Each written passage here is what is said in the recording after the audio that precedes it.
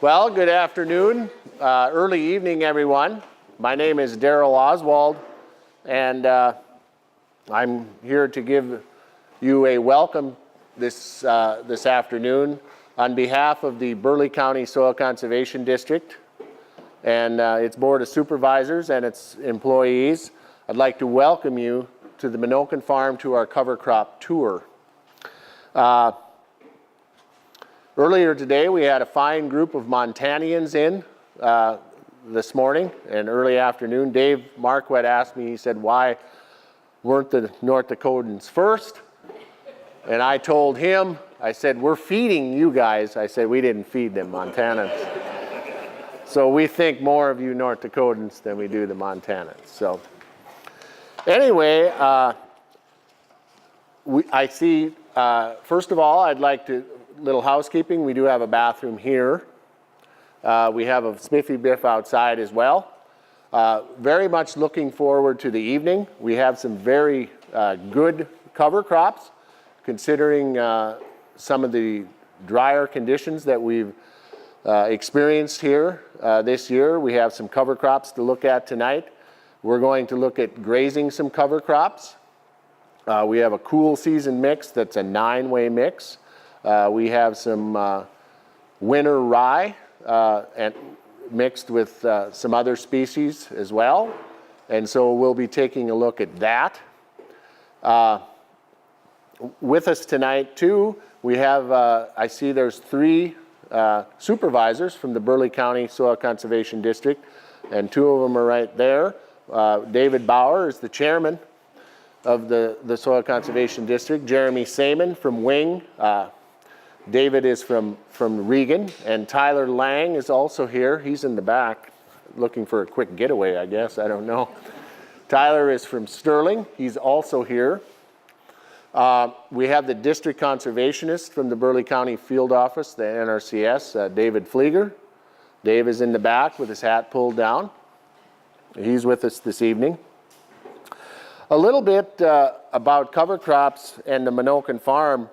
The Minokan Farm, as many of you or some of you know, was started in 2009 by the Burleigh County Soil Conservation District. And in front of you, there's the pamphlet and the soil health principles. But the Minokan Farm is a conservation demonstration farm. And I think that that's something to key on this evening. What we see out there in the field and what we do is demonstrating what can be done, what can't be done. The systems approach management enhances erosion protection, sunlight harvest, plant diversity, carbon, pollinators, beneficial insects, wildlife, salinity control, livestock forage, and more. And the reason I read them off to you is not because I don't think any of you can read, but when you think of cover crops and the use of cover crops and how you can use them, those things are all covered with cover crops, for lack of a better term. And so as I was looking through the pamphlet, I thought that, you know, that was a very true statement. So when you look at those issues and what cover crops can do and the uses of them,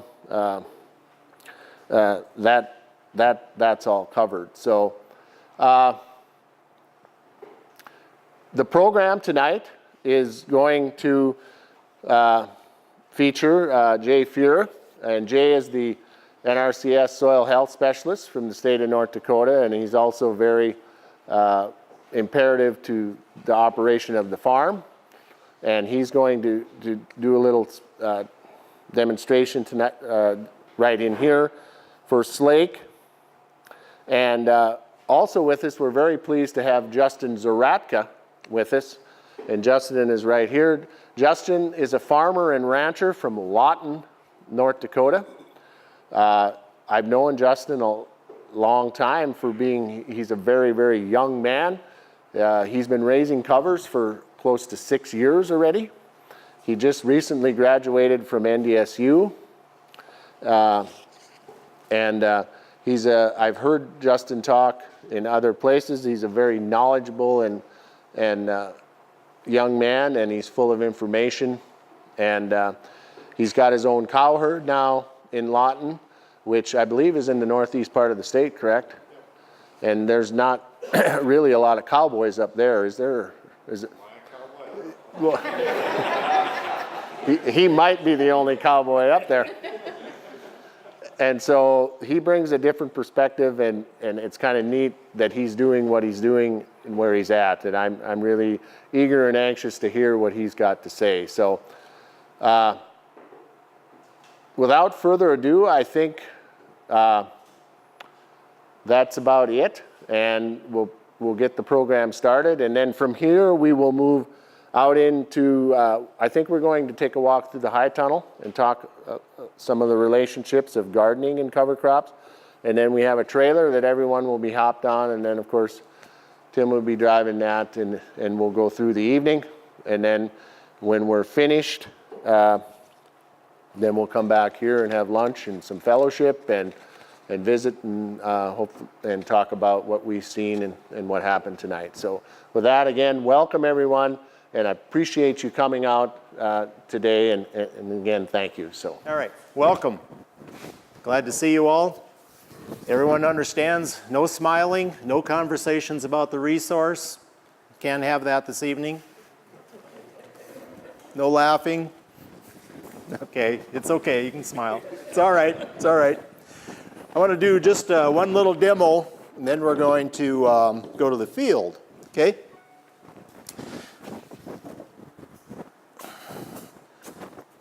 And since David and Rosie are pretty important, we're going to do it right in front of them so everyone can see. You're going to wish you'd never said it. I know. I already. You wouldn't get me a little water out of the maybe half. Okay, so we're going to take two soils.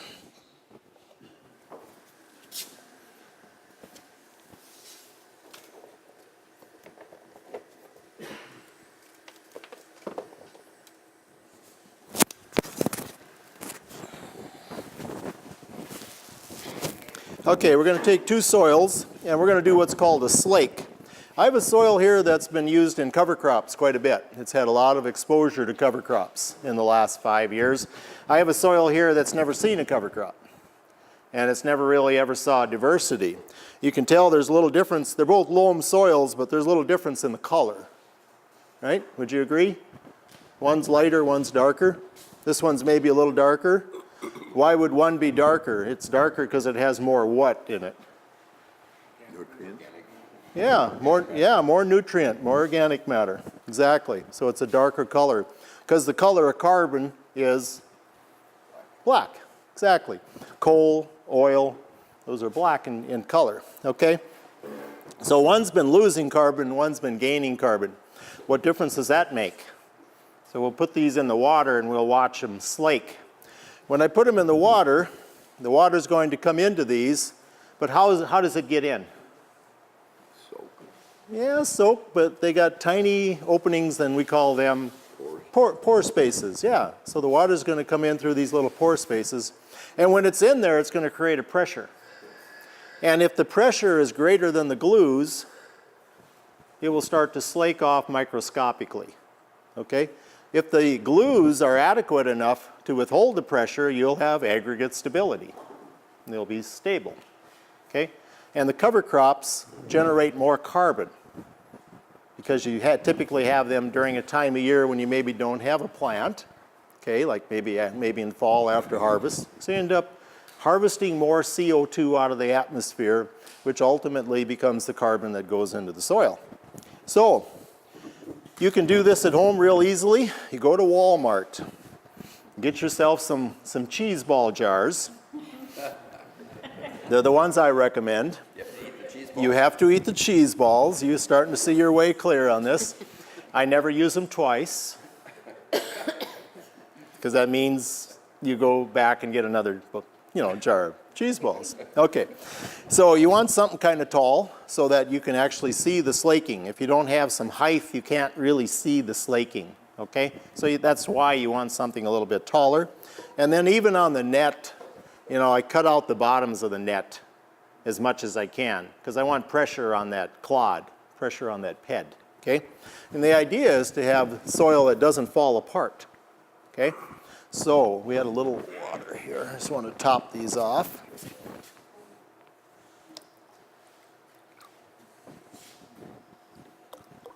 You had no idea, David, that this was the right place to sit, did you? You Montana guys take that little bit. Yeah, those Montana guys. Okay, every soil has about 25% air in it, so we should have some air come to the surface, right? We should see some bubbles, right? So we have that. And as it'll come into the bed, it'll start to create a pressure, okay? So we got a few bubbles coming to the surface. It's kind of creating a pressure. Now the water's coming in and it takes a little bit, but then as the water comes in, the pressure starts to build more, okay? So we'll take the other one and we'll put that in also. I'm feeling real bad about sitting right here. Nobody can see it back there. Well, we can always move you, David. Yeah. This one has had the history of cover crops right here. Okay. So this one says low soil disturbance, high crop diversity, cover crops, and livestock. Okay.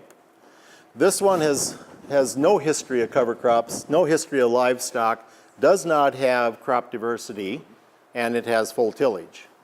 Okay. So let's go ahead and label that one. That way it's a little easier to keep them apart.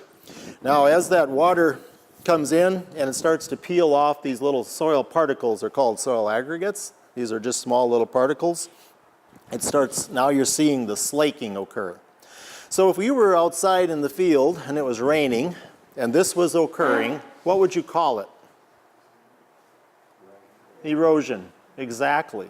That would be erosion, because the erosion would have broke it down. The water would have broke that soil particles down because there weren't adequate glues to hold it together, and it would have took off, okay? Now, if you were going to drink one of these this evening, do you have a preference? It's just water in both cases, right? But there's a little difference in the clarity, isn't there? Okay? So we have a little difference in the clarity of water as well. Also, we start to see something on the surface. This one has, I don't know, David, can you see the surface with your eyes, or should I ask Rosie? I think we should ask Rose, yeah. Do you see any difference on the surface? You might have to stand to see it. Film. Yeah, there's a film on this one, but nothing on this one. That film, the technical soils term is scum, because that's what happens. It floats to the surface, and it's really kind of the glomalin and the proteins that are left as this soil dissolves. They float to the surface, okay? So we start to see a difference in that environment. So, long history of cover crop use. It's brought more carbon into the soil. It also, just got more root mass to stabilize the soil. A long history of no covers, no livestock, no diversity, and full tillage. So there's always a difference when you take extremes like this. Okay, these are extremes. And you could find another cropping system that maybe is somewhere in the middle. Maybe it's somebody that was using more diversity, maybe somebody that didn't have very little tillage, if any, and he would start to center in somewhere else. So they'd all fall in there. These are kind of the extremes that I'm showing you this evening. I don't know, David. Only the Montana people could ask questions. So all right, I suppose we'll give you one. Go ahead. Are these both growing crops every year too? Yes. Okay. Yes, and they're both loam soils. Okay. So whenever you do this, when you do this at home, all you really want to do is take a clod off the surface of the soil and dry it. They got to be dry. And put them in a windowsill or a pickup dash or something and dry them. Turn them now and then. And when they're totally dry, and if you have a little bit taller container and a little bit of netting, you're ready to do slake. And you can also just YouTube it and you'll see more about slake than you want to see.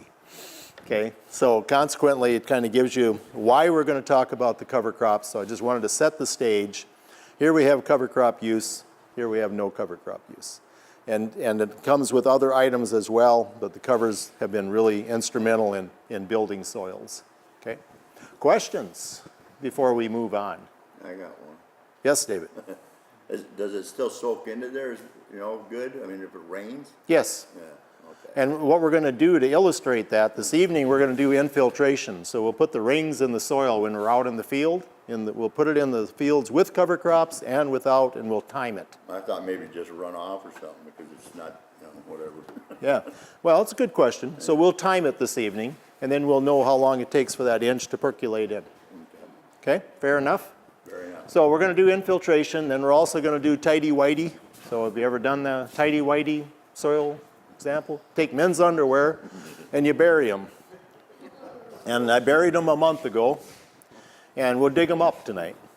And then we'll bury them where we have diversity, and we buried them where we don't have diversity, and then you look at the decomposition of the underwear. Okay? Makes sense? And I promise you, when we do this, I'll be brief. You've been waiting a whole month to use that joke. Actually, I used it in South Dakota last year. Actually, I was the recipient of it as we did that one. Somebody hollers out, "Could you be brief?" And I said, "No, but we'll shorten it up." So there's lots of little things come along with it. So we'll dig up the cotton. The key is it's cotton, it's carbon. Okay, so that's carbon. So that's a food source. And that's why you can look at the decomposition. There's always been a USDA methodology to take cotton strips and put them in the soil to observe decomposition. We've always had that, but then somebody thought up, why not use men's underwear, and it kind of gives it a lighter atmosphere and it's a little more fun. So we'll dig that up too. Okay, one last item. This evening, and we'll talk about this in the high tunnel. We're going to just take a quick stop at the high tunnel, then we're going to get on the trailer. But we're growing sweet potatoes, one of the crops in the high tunnel this year. I've never grown sweet potatoes. Some of you here might know a lot about sweet potatoes, and I'm more than willing to listen. But there's a pan. Bruce, you went and grabbed that pan of sweet potatoes right there, would you? So we went, because we didn't know if it's been in 3.5 months, maybe just a little bit longer than 3.5 months. So we dug up one plant this evening. And I think we got some sweet potatoes. And so this was one plant, and we've got 2 or 3 bunkers full of them. And so we'll be taking a look at that. But it's been kind of fun to experiment with a new crop. And a high tunnel is nice because it's a 4-month crop. So you can kind of get them in there and start it, and they do not like frost. So we're going to give that a try. But this was new for me. But I'm glad to see that we had something. If we'd have dug up that plant and had absolutely nothing, that would have been back to the drawing board, right? Okay, so with that, let's take a walk. We'll start at the high tunnel, and then we'll get on the trailer. And the interesting thing is, of course, how many high tunnels could you put in Bismarck? There'd be no end. Not only that, but you could run them off of the city, off of what the city throws away. You know, the coffee grounds and scraps and compost, and you could run the entire high tunnel off of that. So when groups come through, the discussion is not how we're going to feed X number of billion of people in the future. The discussion is how do we educate and empower people to feed themselves? Because I really think that's the key. They got to be able to feed themselves, and I think facilities like this can play a big role. And the first thing that we had to learn in here was how to control salinity, because your evaporation rate in here is sky high. So one of the first things you want to do is cover the soil. Soil health principle in the cropland, soil health principle in here. So you got to cover the soil. You can use, this is just an organic, slow decomposing material that'll probably last 20 years, but air and water can go through this material. If I wasn't using this, I'd probably use alfalfa. Something to slow down the evaporation, because the evaporation rate in here is sky high. And it'll burn through a soil pretty fast. And so if you can slow down the salinity and the evaporation, you won't have an issue with the salinity. But that's the first thing, is cover it, because the salinity and the evaporation will be sky high in here. Second item was we figured out a nutrient source, and then of course the diversity and the rotation. And then as we take these crops out, if there's time remaining, we'll put a cover crop back in. And then we had Bugfest in here a few weeks ago, and they identified 5 beneficial insects in here that are predator types. And one reason that they felt there was that many in, because there's a gopher in here too. And the gopher's not a big deal, but the burrow is. So if you have the gopher's burrow, you got the home for other insects, because they all use the burrow. They lay eggs, it's habitat, so the burrow is important. So we let the gopher just comes and goes as he pleases, but he's got a burrow in here. So we like that. But it kind of gives you some idea. Since you were here, thought we'd just stop in here on our way to the trailer. And yes? What's this fish emulsion? Fish emulsion is just ground up fish, leftover product in the fish industry. It's just pureed, it's just a liquid. I never put it on a day before a tour. Because you would know it if you put it on here. It's significant. But it's a nice nutrient source. You know, it's well-rounded. Because it's everything left over in the fish industry, and they just grind it all up, and it's pureed, and it's a liquid. And we just ordered a 55-gallon barrel a number of years ago, and we've just used out of it over the years. Oh, it doesn't spoil? You can't spoil that. Spoiled when you get it? Oh, yeah. And it freezes during the winter, evidently, but it thaws out again the next spring, so we just kept using it, but it's always been effective. So it's just a fish emulsion, and then the coffee grounds. And you can pick the coffee grounds up for nothing. You can get those for free. You just hit nitrogen. Coffee grounds, good nitrogen source. Yep, yep. Any other questions? Okay. So, irrigation pipe, 6-inch pipe, nothing fancy. Steel or aluminum is fine. And I put a little line on here because you want to get it in the soil 3 inches. Okay, that way the water doesn't have the option of kind of going horizontal. So Daryl's gonna gently convince one of them to go into the soil. I bevel one end, and then I write something creative like top on the other end. Okay, that helps me. So bevel one end, top on the other. Then you need 444 milliliters of water. These are 500. When you get a bottle of water, that's 500 mils, right? It's right on the bottle. And what an inch of water is 444, okay? And so we need a little bit less than what's in there. And we're just gonna let a little bit out there. We're pretty close, right on the line there, just about. And then we got an inch of water. And then we're gonna ask somebody with a phone that might give us 60 seconds. Somebody would be willing to do that if you got a smartphone on you. Stopwatch is good. Yep. Now Daryl's got a little saran wrap there. And the reason for that is when you pour the water on the soil surface, it doesn't slake and seal right away. Okay? That's the only reason for that. Should I pour her in? Yep, go ahead. Okay, we're going to pour the water in to get it ready.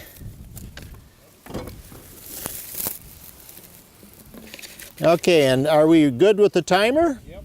Okay, we're going to take out the saran wrap. And now we're going to give it a little time. So how's the water going to get in the soil? It's got to find a pore space. How did we get in the room, in that room? We had to come into the pore space, an opening. It's the same way when all these soil particles are together. There's little pockets in between them all. Sometimes they'll find a macro pore. That would have been made by a tuber, like say a taproot, or it would have been made by an earthworm, a macro pore. But most of the time you're dealing with micropores, something much smaller, okay? If you got macropores, the water is going to go in quite rapidly, okay? If you don't have it, that's going to slow it up some. Now, from the viewpoint of what's reasonable, if you're less than 10 minutes, that's considered quite good, okay? If you're less than 10 minutes. And so we're going to give this one a little bit of time. We got the timer going. Yeah, I think we're... It's really close, Daryl. Okay. Really close. I think we could probably almost call that. Let's call it. Where's our timer? 410. Okay, and then what you want to always do when you're doing infiltration, always want to flip it over.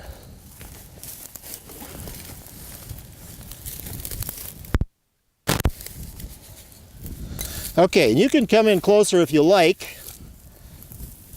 I don't see any macropores on this one, but it is rather uniformly wet. Sometimes you'll do this and you'll have areas that are dry.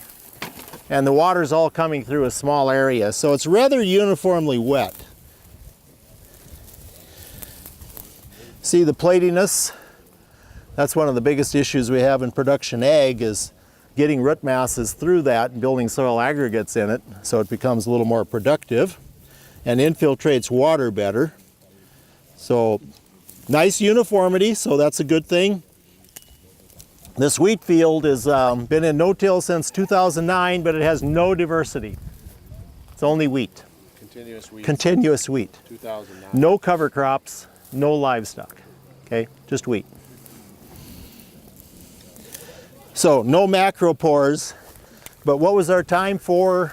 410. Okay, so look at it this way. Inch of water, like Justin we were talking about before, inch of water in 410. How many times do you get an inch of water in 4 minutes? You hope you don't. Yeah, it probably could happen, but that's why you want this infiltration to be as short a period as you can. Is there room for improvement? Yes, absolutely. Like to see it get to be something smaller than that, shorter time frame, okay? Okay, but everybody knows how to do infiltration. We're going to do one more yet tonight. We'll repeat it yet. Now we got enough cover on the ground, I don't have to put that plastic down, the saran wrap, okay, because I got cover on the surface. If you don't have cover on the surface and you pour water on it, you're probably going to seal a lot of those pores, seal them. That's what my basketball coach used to tell me all the time. And that's a USDA certified block of wood. Was this wheat before, Daryl, and when was it seeded? The cover crop. Okay. It was a pea field. It was a pea field and it was seeded the 28th of August. And there's winter rye, forage peas, buckwheat, phacelia, and mustard in here. 28th of August, Yes, like 15 days ago? yes.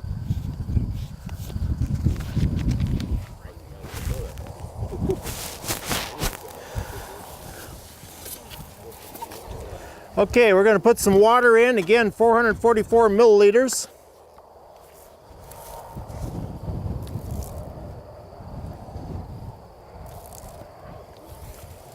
We got a timer? Anyone? Neil, you're the timer. Okay, let's go. Let's go.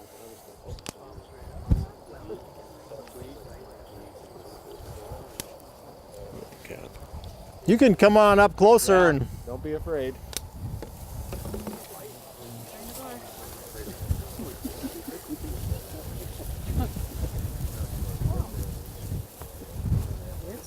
I think we need to call that one, Neil. 25 seconds.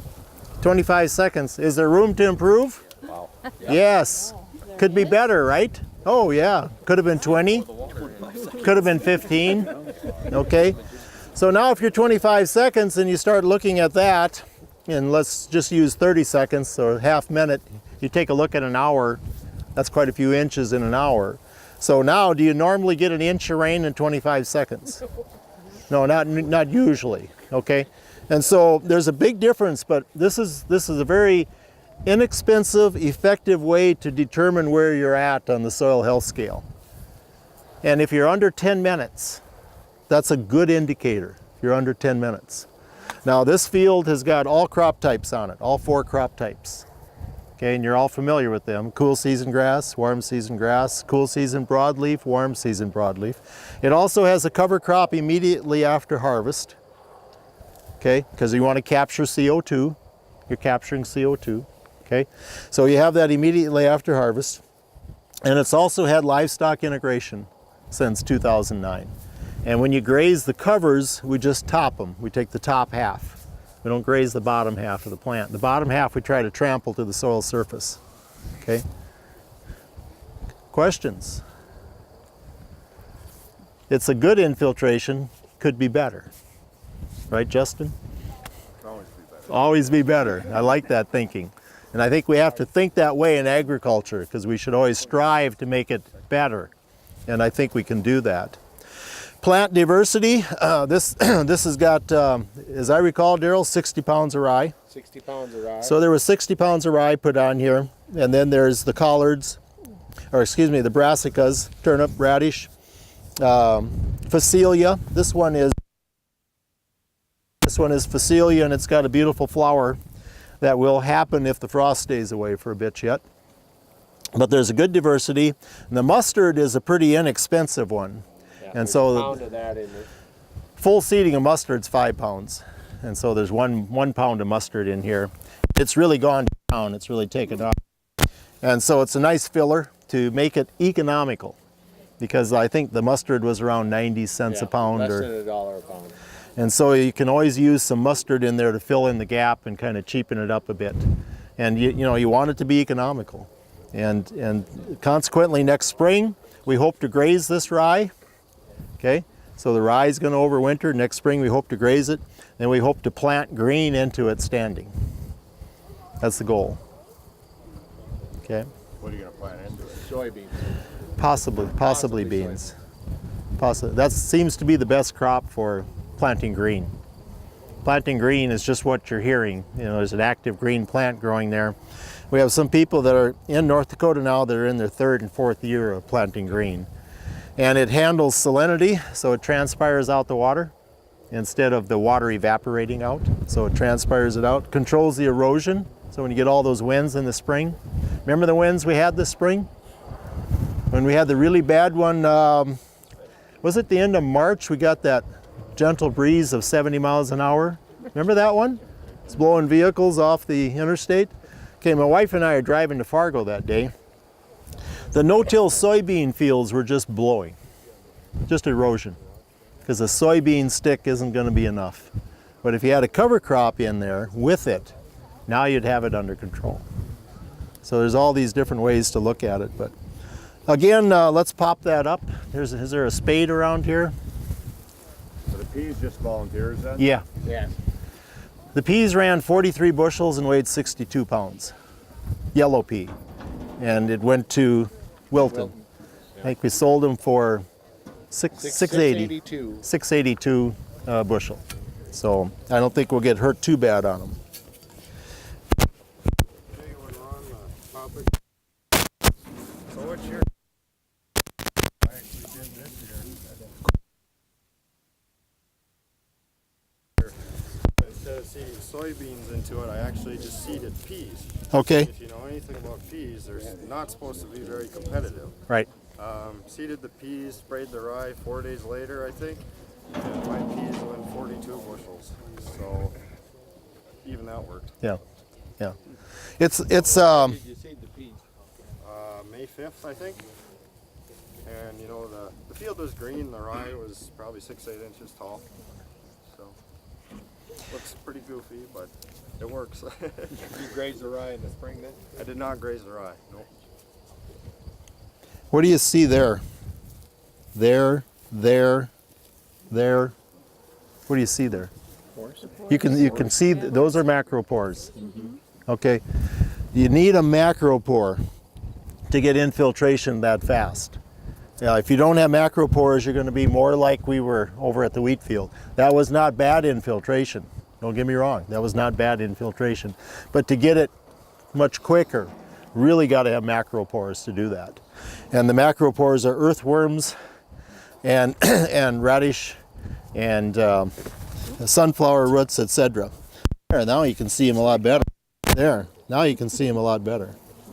So you can see the macropores in there. So consequently, away we went.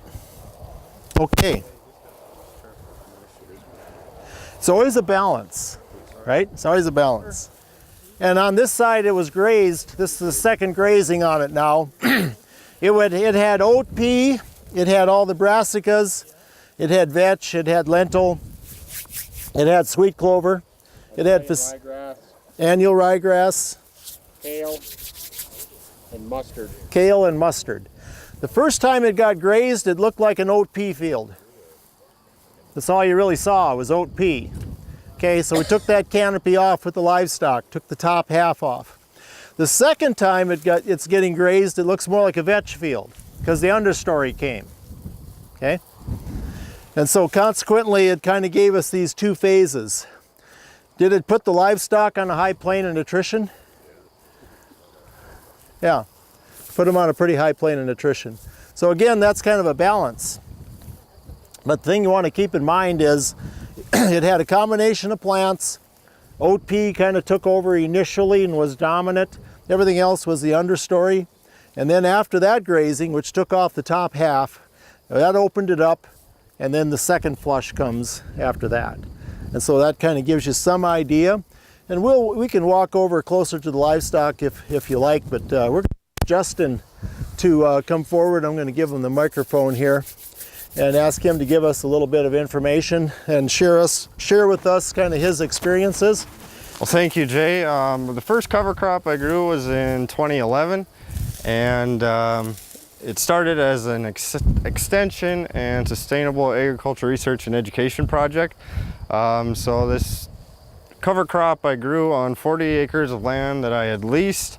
It was previously in the Conservation Reserve Program, and I did the worst thing you could do when you're converting land from CRP back to cropland. I took a plow out there and flipped it right on over. So that's where I started in my farming career. Obviously listening to all those 50 and 60-year-old farmers. But I guess I farm with a different approach today. I guess my history, my dad, he always had like a 25 head cow herd. It was kind of a hobby for him. He did construction. Our tillable acres were rented out. So since then, I guess I returned home from college and have been renting the tillable acres now, and took over the cattle side of the operation as well. So back to that first cover crop I grew that fall. That, I believe, if I remember right, was barley, sorghum sandgrass, radishes, turnips, and field pea. So that cover crop seeded in late July, grazed September to November. And the fun part was weighing the cattle before and after, because you get to hopefully catch them and run them through the scale. But that year, those calves, they gained around 2 to 2.1 pounds a day average. And so they were still on the cow, hadn't been weaned yet, but you know, that's a very economical gain. And the cows maintained or gained weight as well too. So how does that apply moving forward? So now my goal today is to have 2 crops on the same piece of ground every year. So what does that look like? So as Jay is doing over here, I really like planting the winter rye in the fall, and you can definitely get some nice spring grazing out of that. Another example I've done is planting radishes and turnips after wheat harvest. I've done that and successfully grazed that, you know, into October. I'm over by Devil's Lake, so our average frost date is usually today. That happened back in 2011, got a frost, and it took out the sorghum standgrass and things like that. But you know, the radishes and turnips are very cold tolerant. That's why it's important to have diversity. So even though it was cold, that, you know, parts of that cover crop stayed green, and they will stay green basically until it snows every year. So they're a very good economical way to extend the grazing season. I've continued weighing cattle as they graze cover crops in the fall, and it really it's determined the weight gain by how you manage the cattle. So on cover crops, kind of like that millet over there that's, you know, 5 feet tall and headed out, the gain on the calves was a little less. Obviously, the more mature a plant is, the less nutrition it has. So if you have something like this, where it's all vegetative, you know, those cattle are probably going to do better. So that lower gain was 1.5 pounds, so still a nice gain. And when you think about that, and if you're planting these cover crops after a cash crop or in between, or however you want to do it, you know, it's a win-win situation all around. So. Justin, how often are you moving your cattle when you're grazing your cover crops? I'd like to move them more, but I simply don't have the time to do that every day. So my goal would, you know, be to have more cattle in a smaller area. But lately it's, you know, if I can cross fence a field maybe 2 or 3 times, so you're cutting paddocks down to at least 20 acres. That's where I'm at today. I'd like to make that smaller, but if you're spending 2 hours a day moving cattle and putting up fence, that takes a lot of time. So it just, you know, how does it work in your system and so on. So. And I think the available, I think you raise a good point. The available labor that any operation has, you know, you got to work with that. And then some people live to move cattle, some not so much. So you got to find that balance. What works in your operation? Yep. You know, maybe you're a once a day person, but maybe your neighbor's a once a week person. You know, you find that balance so you can do it long term. Yep, and then obviously water source can be an issue too. Some pieces of land don't have water. I've hauled water. That is doable. And we do have a lot of water up in that area of the state. The problem I actually run into is we have too many cattails. So I've actually had to bring an excavator in and dig out the cattails so I can actually pump water out of the slough. Because if you have cows wading into the cattails 200 feet, that kind of defeats the purpose, I think. So, yep. And then you work off the farm also? I don't anymore. Oh. No. So Okay. I worked as a crop consultant out of college, and managing 200 cows in the summer is more fun, I guess. Very likely. What's your species diversity, Justin? You want to talk a little bit about that? Yep. You know, keep it simple is what I like to recommend. It doesn't have to. You don't have to have 19 different species in your mix, but I'd say minimum of 3 at the very basic level.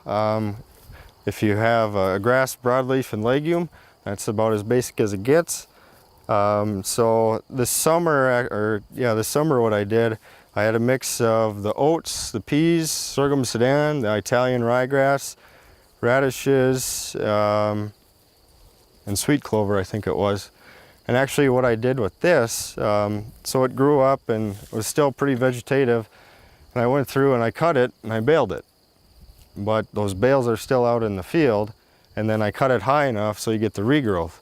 So instead of topping the cover crop with the cows because they were 20 miles away and I didn't want to have to haul them back and forth, I did it mechanically with the baler, and the regrowth is out there.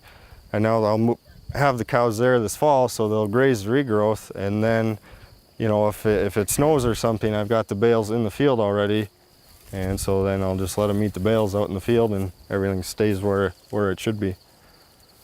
So that idea came from Canada, but it works good. Yeah. I think making bales, you know, we live in the northern plains, and so making bales, I think, is just part of an operation. But if we can decide where to feed the bale, then I think that's the big hitter, because then you can recycle 90% plus of what goes in the front end of that cow is going to come out the back end of the cow, and you're going to maintain that carbon, NP and K, calcium, etc. And so we get to catch and release and recycle it. And so making a bale is not evil, but sometimes where we feed it can be evil. And so that's where what we want to kind of take a look at is where we're gonna feed those bales. If we're on a riparian area, or if you're in a feedlot that's creating a water quality issue, then that's probably not a really good place. The other thing is, doing it the way Justin is, he's also going to capture the nitrogen end of it with the urea. But if he was in a feedlot, that's going to pretty much all go to the atmosphere. But he's going to capture that. Dave? Justin, have you done any soil tests through the years to monitor the soil qualities or anything? Any trends? Yep. NRCS, they were out that very first year I started, so we have the baseline values, and obviously, you know, biology's increased, so you're seeing more earthworms. Just as a simple way to tell, infiltration's increased. I know there's less erosion because there's cover on the field. And where I'd like to go now is testing for the organic nutrients. So that'd be your Haney and your Solvita tests. The typical soil test is all for inorganic, so there should be, you know, I've started no-till probably I'm close to the 4th or 5th year now. So there's going to be the flip-flop of going from inorganic to organic nutrients, so, but I haven't, you know, been able to track that yet. It'll be exciting for you. Yeah, yep. Another common question I get when there's things with 4 hooves running around is, do you get compaction? There's lots of research that says there will be no compaction, but last summer was pretty interesting. We had like 28 inches of rain up there, and we were getting 3 and 4 inches of rain at a time. And if you have 100 head of cows in a small area and you get 4 inches of rain, you will probably get some compaction. So how do you handle that? What's your backup plan? Backup plan is to give them bigger area so it's not so concentrated, you know. Hopefully they lay down once they get full instead of continuously walking around and competing for a bite. So What if you did it the other way and moved them quicker and had them in smaller paddocks, but moved them a lot? you could do that too. Yep. If you're gonna graze these covers like Justin's talking about, and let's just say, for instance, you're gonna graze half. Where's half? Don't take all the leaves. Say again, Dave. Don't take all the leaves. Yeah, don't take all the leaves. But something simple you can do is when you cut a plant, just cut that off right above the soil. You can actually lay it on your hand, and you can find the halfway point. Okay, so right there is we're going to be about where we're at half. Hang on to that. So that's the part I would graze. This is the part I would try to trample to the soil surface. But you can do that with sedan or millet. You can lay it on your hand, cut it off at the bottom, lay it on your hand, balance it, and you could cut it in half. Then it's half by weight is what you're not looking at taking half by height. You want half by weight. And so consequently, which part do you want in the cow's rumen? I think this part is a little bit better. Okay. When we do, Daryl and I did all of the protein and energy last summer and all the individual plants we had out here.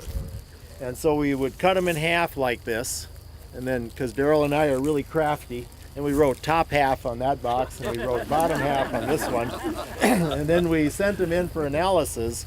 And where do you think, to a plant, which one had more protein and energy? To a plant, it was higher in the top half.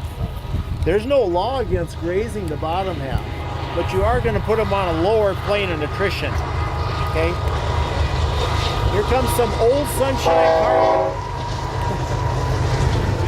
Just kind of a little tidbit of information on this, especially with the train. Okay, that train was pulling old sunshine carbon, geologically made. Old sunshine carbon. It was either oil or ethanol, most likely in those tanker cars. Either one would be old sunshine carbon. What we're dealing with here is new sunshine carbon. There's a big difference. And I think we have to figure out in agriculture how to make new sunshine carbon work for us. Dave. Have you done any research or done any checking as far as the nut ball deal goes? Checking your cows? Yep. And actually, yeah, when Jay mentioned the test results, so I did clip a sample a couple of years and sent them into NDSU. And, you know, when the cover crop was in the vegetative stage, and this was mid-October when I was doing this, the relative feed value came out on that as like 164. That's the same as pre-bud alfalfa. And the protein was like 11.5%. That's pretty good. Yeah, in middle of October, it's very good. Yeah. So, and then when I mentioned, you know, the gain dropped to 1.5 pounds on those calves, and that relative feed value I think was like 121. So, you know, it just directly corresponds, and that protein was like 9%. Did NDSU test that for you? Yep, in their lab. How come I'm sending mine to Texas then? Because you're not Justin. When you're Good call. when you have to show up for class in the morning, it's pretty easy to throw My a. son Throw went to NDSU. Can I get it? No. But, and I will admit, talking about this 50% to leave and graze, that's been the hardest part for me. Okay. You go out and check the cows and you're like, they can have another day or two out here. And then you come back in a day or two and you're like, holy smokes, they're hungry. So that's always my recommendation. Start grazing earlier than you think you should and move them earlier than you think you should. We played, hang on, Dave. I just want to spin off of this a moment. We're going to get to your question. We've done this a number of times. If you want to look at maximum gain, and just disregard any other aspect, you'd probably move them even quicker, because then you're just topping leaves. And you probably would have your maximum gain. But I think it's a systems approach, and there's other items to be had.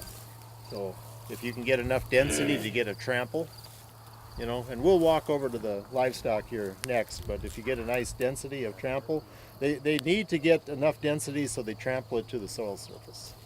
Yeah. Dave, you have a question? I just wondering how many head of cattle you're talking about in the area you're talking acre-wise or so. Right. I guess like when I was running those weight gains, that was anywhere, there's probably like 90 feeder calves.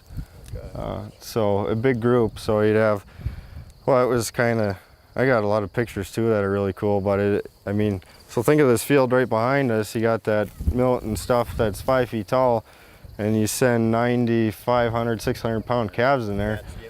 You can't see them for the first week, and you hope they're still in there, and eventually they will come out.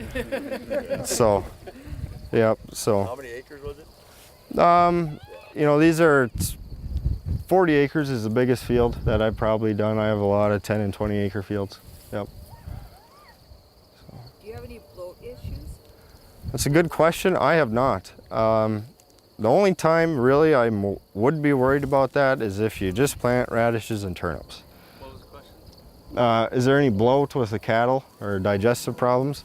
I mean, you might have to wear or turn your windshield wipers on because they do get pretty loose if you walk behind them, but I haven't had any issues with the bloat. So, and if you do have a mix of just radishes and turnips, you know, put a bale of hay or a bale of straw or some sort of roughage out there just to be sure. If you're planting it into wheat stubble, I mean, they probably can eat the straw. I've kind of found that the cattle will regulate themselves. There's a lot of people, an ideal situation is they have a late season cover crop like this and corn stubble across the fence, and you take the fence out and let them go back and forth. And that's They'll balance out. Yep. One's the protein and one's maybe a little more of the fiber, and Yep. you know, they find their balance if it's available to them. So, and Have you seeded cover crop into cornfields before? I haven't grown any corn, so I haven't seeded into corn. No. So with your compaction issue, basically you're saying for you the reason why you think you got compaction was because of the high amount of moisture. Yep. So if you wouldn't add the moisture, you wouldn't add the compaction problem. Correct. Yep. Like, yeah, last year that was interesting year for us, but yeah, like 28 inches of rain last year. This year we're at 8. So. Sounds like a nice problem to have. Well, when you're taking cows to the vet every other day for foot rots, it's not that fun. So, or getting them stuck in the mud. That happens too.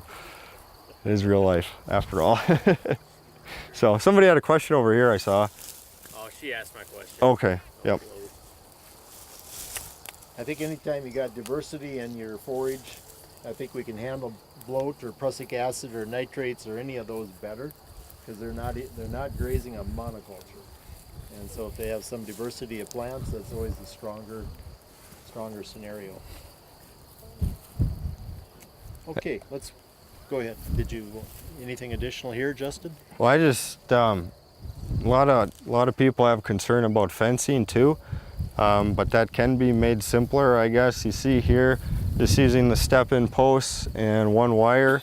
I guess when I do the custom grazing and I have somebody's strange cattle show up at my place in the spring, I put them in a training pen for a day or two, so they've touched the fence once and figure out what it is, and then that's all I use all summer is just one wire to keep 100 cows and calves in at a time. But you train them in. But I train them first. Yep. So. Again, the more diversity you have in the mix, again, you're feeding more soil biology, so you get more things in balance.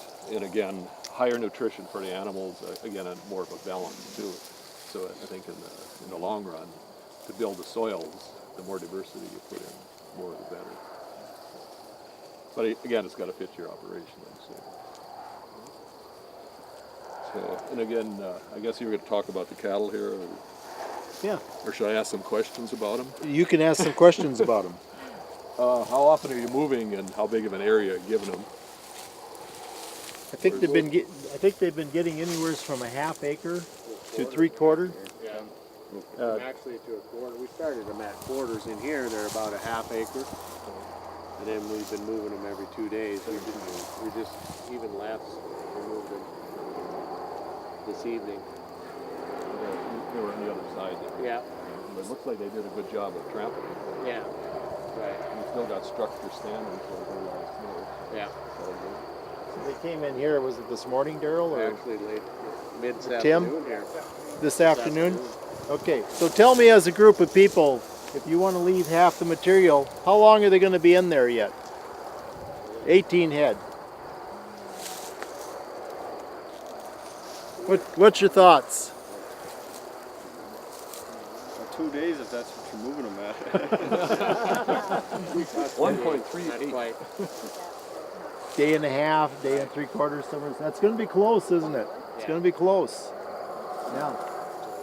And it's a judgment call, but if you take a look at, you know, you can't do this. You can't do it with vetch. You can't lay vetch on your hand and find the midpoint. That isn't going to work. But there are other plants in there that you can. So it kind of gives you some idea. Also, when you look straight down, we don't want to see the soil. So when the cattle are done, and you're looking straight down, if you don't see the soil, I think you're looking pretty good. If you've got some bare soil coming, yeah, definitely time to move them. Yeah. Again, this mix with mature oats in there too, they can really balance their diet. 'Cause hairy vetch like this is probably 25 to 30% protein. So Close. Very, very high in nutrition, even though it's quite rank already, but it's still very nutritious. So And the what did they clovers weigh in when there. you brought them in here? 523, but keep in mind, we bought them the 18th of May, and we had the cattle in our kind of that small perennial pen with the sheep fence for 2 days, and then when Tim got back, we started in that perennial, and we started them in there on 1/4 acre day moves, and then we've just progressed through, and these cattle have come a long way. They look pretty snazzy right now. When they came off the trailer, 2-3 of them had to lean together to keep them up. They were And what they were happened, thin. They didn't have pink eye at the sale barn when we picked them out, but they got it shortly afterwards because of the stress, and we treated them, and Tim and I treated, and it kind of got to, and they had some shaggy hair, and I mean, they were a bargain, you know, but they're going to turn out, and they look pretty good now. We weren't able to get the gains on, we weren't able to check the gains like we did last year for a variety of reasons, but you know, in the last month and a half, they've really taken off. They I'd say bloomed they're up nicely in the last It took a while to get them straightened out. I'd say they're pushing 2.5 pounds a day at least, and they're happy. We had them on a warm season that you see at the other field across, and then they come here now, and they're in heaven. So The only thing is, we probably should have had more. right. We could have done a better job on a more uniform trample if we'd had a few more head. You know, if we could have been big ranchers and we could have went to 24 head. Their package is what it was, but yeah, your animal impact increases, and Jay probably explains this best, but when he does his soil tests and things, obviously we're seeing more biology, more things occurring under the ground the closer we get to the water, because you can kind of see how we lay out, or how Tim lays out the paddocks. And so we get more trampling, we get more herd effect up there than we do where they're standing right now. And so with a larger herd, obviously you can move that needle, you know, and place the impact where you want. And I think with a larger herd, and this is just theory, we wouldn't see as much difference in the biology between Right. the wider area of the paddock versus that narrow area up there. When you only have a few head, you can pick it out on the biology. There's way more biology on this half, the narrow half, than there is on that half. But I think if we got our numbers up a little more, I think a lot of that would even out a bit. Do you fence them out of where they came from? Yeah. Back fencing? Yep. Yep. And you know, that's another, it's kind of a judgment call. I don't think they're too eager to go back to where they were, because you know, it's manure, it's urine, it's trampled. They're not too eager to go back. But a lot of times, I don't know that we have every year, every time, but generally speaking, I think we have back fenced. Ken, is this what you do, is this cover crop, or are you doing it on a pasture, say, on a perennial? Well, I do it on both. We got the irrigated pastures there. It's into a perennial, and we do very high moving them every day. And then on the covers, we got a cover about like that, and we'll be grazing that. I want to graze that in probably in October, November, and then I use the pivot as a fence, but I think that stuff is too tall. I won't be able to drag that wire, so I may have to swath graze it, and then I can run my fence. But it holds its nutrition very long. The more diversity you have in the mix, the nutrients hold a lot longer. Again, if you put, we've got lentils in there, we've got hairy vetch, and turnips, radish, and then the millets and Sudan. So some will be rank. Cowpea and soybeans, those will freeze off. So maybe if I swath graze it, or swath it right the day before it freezes, and it will hold its nutrients longer too. Because your cowpea and soybeans, first frost, they're done for, and they'll lose their leaves by November, late October, November when you gotta graze it. So then you can get caught in the snow though too. Last year that happened at the end of November. We were about done grazing it, and we had all those blizzards, and then it got covered up. So we got. So then in the spring, what did you do? The spring we actually just left it. We seeded. Actually, it was on a pivot. We seeded wheat, and then we hayed it, and then planted a cover mix. We're going to take any last questions at this time. It's getting close to dinner time, according to my stomach. So any last questions? So how are you going to handle this in the spring now? We'll no-till into that with a disc opener. Yeah, yep. And you know, you can use the livestock as a tool to manage that residue too. If you felt it was too much, maybe they need to be in that paddock an extra few hours or an extra half a day.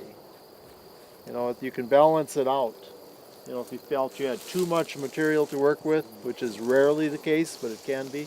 So you can maybe 2 days wasn't right, maybe it was 2.5 days. And then I think you'd find that balance. You know, this really goes down to little or nothing, because keep in mind what you see over there is the same stand. All it did was have a rotary mower go through it. It's a lot different looking, isn't it? So Justin, do you got any plans for next year that are different? Anything what's in your mind in the future? What are you thinking in the future? Just kind of curious where you're going. I'm still trying to figure it out. But no, I still have to plant my winter rye yet this fall. It's kind of interesting because last year I planted some in August, which I found out was too early, and I seeded some in October, and it just barely came out of the ground. The stuff that just barely came out of the ground was almost 100% stand this spring, and the stuff that I was seeding in August was half no-kill. So that was interesting, I found. Yeah, so yeah. Still got to do that, and then I'll be planting green more and more as much as I can. So. You ever try the hairy vetch with the winter rye together? Yep, the only drawback, hairy vetch is expensive. Right. That it is, yeah. And then it can become a weed control issue depending on what your herbicide program is on your tillable acres.